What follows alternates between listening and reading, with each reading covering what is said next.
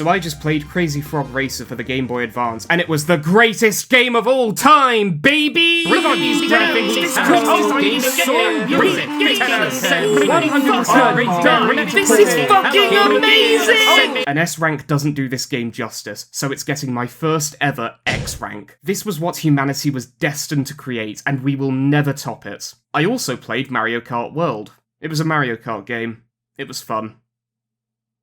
Thank you for coming to my TED Talk. Back when this game was first announced, I had quite a few concerns. I love open-world sandbox games, but I wasn't sure if Mario Kart would be a good fit for that genre, and previews left me underwhelmed when it came to the course designs, especially the new intermission sections, not to mention that price, good god. So, did Mario Kart World manage to alleviate my concerns, and more importantly, does it justify that? Oh no! Let me start off by saying that the traditional 3-lap courses might be the best in the franchise's history. I honestly don't think there's a single dud here. Even the returning Super Nintendo ones, Mario Circuit and Koopa Troopa Beach, are a lot of fun to race through, which is surprising considering that the Super Mario Kart tracks have more often than not been the weakest aspects of previous installments in my opinion. The standouts though have to be Great Question Block Ruins for the insane number of shortcuts that you can take with enough skill, and Boo Cinema with its everything. Driving into the screen and racing on the film reel, the grain effect, the sepia tones, the Mario Kart sign being held up by stacks of canisters, this shit is so cool. I love the attention to detail. What I don't love are the intermissions. The Grand Prix mode now has you driving from course to course, which is great in concept, but the execution is incredibly lackluster, as you spend most of these sections driving in a straight line, occasionally turning left or right, and dodging the traffic like you're playing through the crossing scene in Toy Story 2. I know that ultimately the intermissions aren't the focus of the game, although given how many there are, it would have been nice if they had more creative, wackier pathways and elements to help make them stand out a bit more.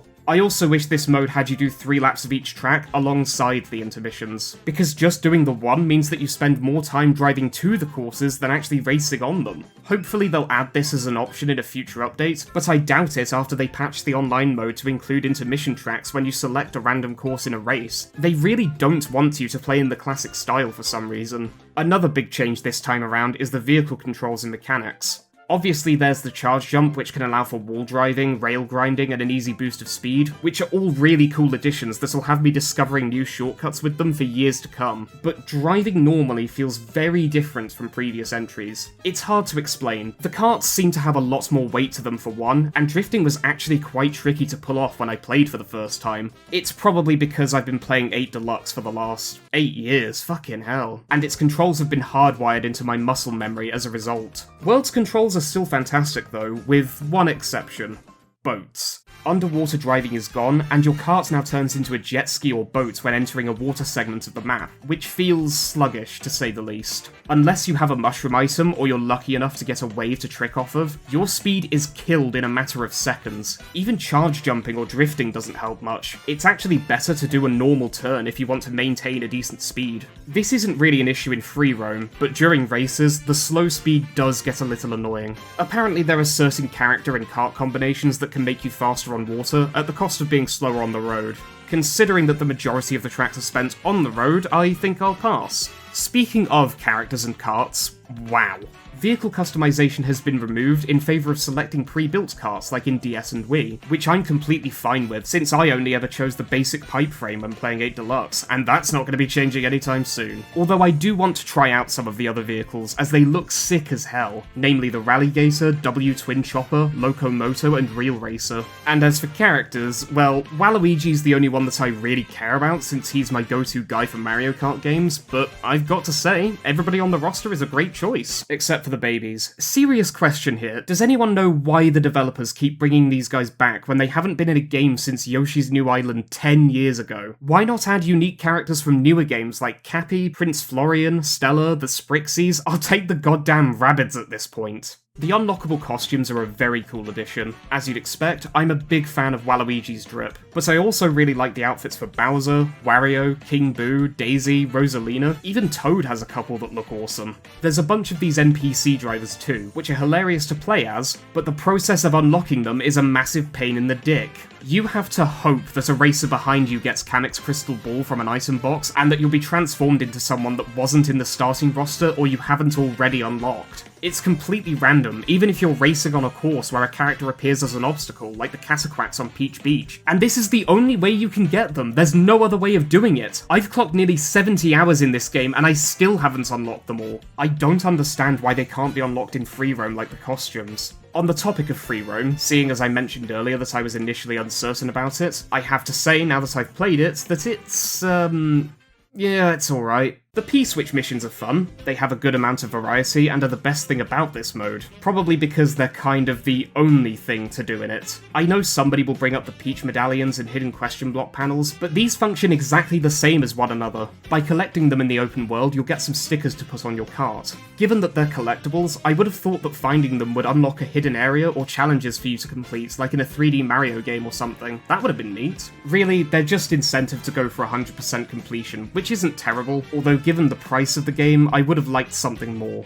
This is a minor nitpick on my end, but there's some parts of the map that you aren't able to drive into, because Lakitu will force you out of them and put you back at the starting line of the nearest course. I understand this happening in the ocean, but why on land? It's called free roam, let me roam freely and explore, even if it is an empty area. That being said, this is Mario Kart, so I am spending more time kart racing in the Grand Prix versus race and knockout tour modes instead of this, and I'm happy to say that they're very fun. Why wouldn't they be? It's Mario Kart. And there's 24 player races now, good god, it is pure fucking chaos, especially in knockout tour. Trying to stay in a high enough position to avoid getting eliminated is unbelievably intense, and as a result, it's the only time I enjoy playing on the intermission tracks. Battle mode, however, is a significant step back from 8 Deluxe, to be honest. Every course apart from Big Donut is a slightly altered racetrack like the original Mario Kart 8, and there's only 2 match types, Balloon Battle or Coin Runners. Bob-omb Blast, Shine Thief, and most unfortunately Renegade Roundup were all cut.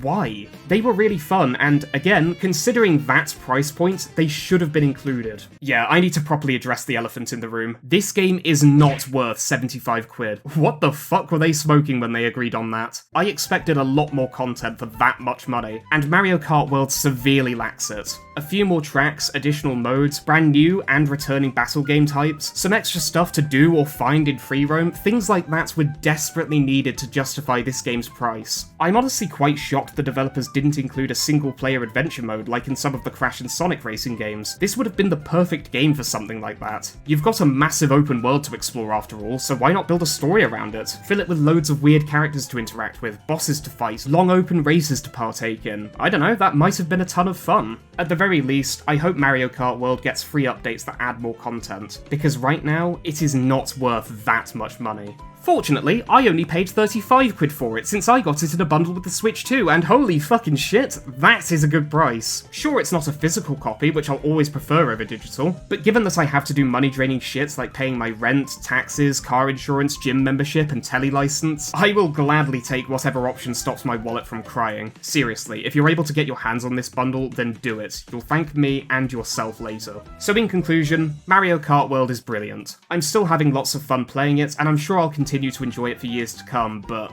fuck that price tag. It's insane to ask for that when it arguably has less stuff than the previous game and its DLC aside from the open world. I'm gonna give this game an A rank. I do recommend playing it, but you should wait for a very rare and unlikely price drop or get that bundle because 75 pissing quid!